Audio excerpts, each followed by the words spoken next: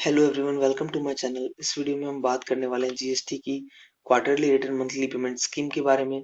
इसके अंदर क्या एलिजिबिलिटी है, कौन इसको ऑप्ट कर सकता है, इसको ऑप्ट करने का बेनिफिट है भी या नहीं, और इसके अंदर मंथली पेमेंट हमें कैसे करनी है, हम उसके बारे में डिटेल डिस्कशन करने वाले हैं। तो ये वीडियो आप एंड तक देखें।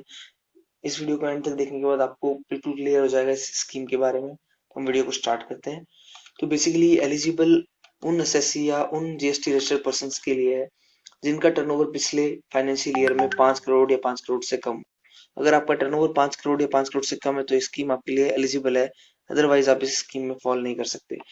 जब आप अपना डैशबोर्ड लॉगिन करोगे, जीएसटी पोर्टल में लॉगिन करोगे, तो आपको यहाँ पे शो भी हो जाएगा कि आपका टर्नओवर कितना है। अगर प्रीवियस ईयर में टर्नओवर आपको अप टू 5 करोड़ लिखा हुआ है तो आप इस स्कीम में फॉल कर जाओगे और आप इस स्कीम को ऑप्ट कर सकते हो। अब इस स्कीम में बेसिक फीचर क्या है कि आपको मंथली टैक्स पे करना है और रिटर्न है वो क्वार्टरली फाइल होगी।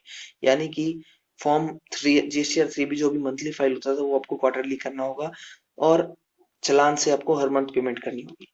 अब इस स्कीम को एक्सेस करने का टाइम पीरियड क्या है, तो टाइम पीरियड आपको मैं बिल्कुल आसानी से समझा देता हूँ कि सपोज आपको क्वार्टर 2 के लिए आपको ऑप्ट करना है इस स्कीम को, तो आप मई से लेकर अगस्त तक कर सकते हो। उसी तरह से आप क्वार्टर 3 अगर करोगे तो सेम ही पैटर्न रहेगा जो आपको इस स्क्रीन पे दिख रहा है।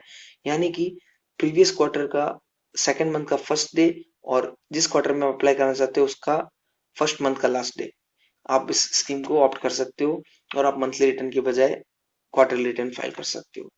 तो इसकी कब आपको ऑप्ट करना है वो बिल्कुल क्लियर हो जाएगा इससे।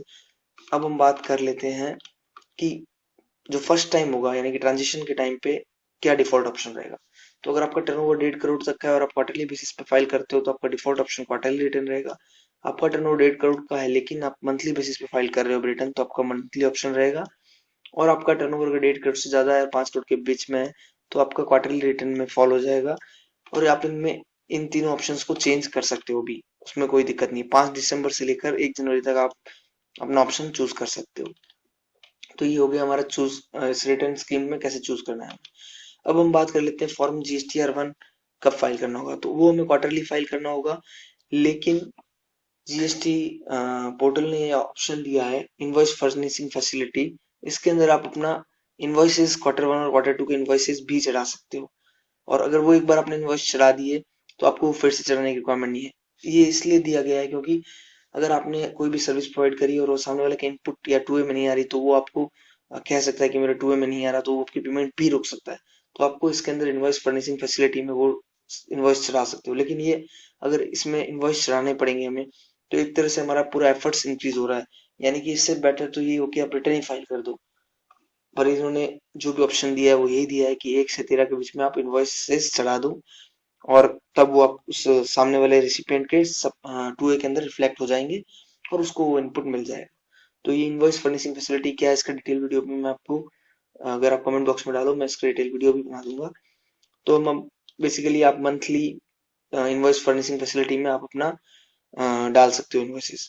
एक इन्होंने बोल्ड करके लाइन लिखी है, इट इज रिइटरेटेड दैट ये फैसिलिटी है जो कंपलसरी नहीं है, ये ऑप्शनल फैसिलिटी, आप चाहे तो इसे ऑप्ट आउट कर सकते हैं। अब हम बात करते हैं मंथली पेमेंट ऑफ टैक्स। आपको कैसे कैसे टैक्स पे करना है। तो इसके अंदर दो ऑप्शन है, एक फिक्स्ड सम है और एक आपको सेल्फ असेसमेंट बेसिस पे करना है। तो फिक्स्ड सम के अंदर क्या होगा, मान लो आप क्वार्टर 2 के अंदर हो और क्वार्टर 2 के अंदर आपको कितना टैक्स पे करना है वो आपको देखना होगा। पिछले क्वार्टर में अगर आपने क्वार्टरली रिटर्न भरी तो टोटल टैक्स कितना पे करा है इन कैश।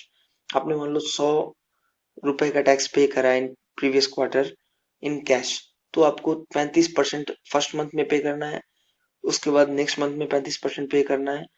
और जब पूरा मंथ एंड हो जाए, तीनों मंथ यानी क्वार्टर 2 पूरा एंड हो जाए, तो आपको असेस करना है कि टोटल लाइबिलिटी कितनी है। सपोज आपकी लाइबिलिटी 120 आती है तो आपको 120 माइनस जो भी आपने पे करा है यानी कि 70 रुपीज वो लेस करके 50 रुपए आपको थर्ड मंथ में पे कर देना है।